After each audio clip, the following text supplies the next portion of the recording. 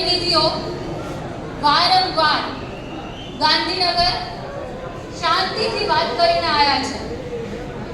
Election આયા, વી supported. આપણે લોકોએ શાંતિ રાખી, કંઈ વાંધો નહીં, આચારસંહિતા લાગુ પડે છે, એ લોકો સાથે વાતચીતો કરી. આપણા પ્રતિનિધિઓ ત્યાં ગયા, ઘણી વખત મળવાની ના પાડી દીધી. બારે ને બારે સવારથી સાંજ સુધી બેઠા રહ્યા.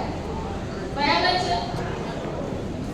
સરકારે પોતે જ લખીને આપ્યું છે કે દર 3 વર્ષે 40% વધારો થશે.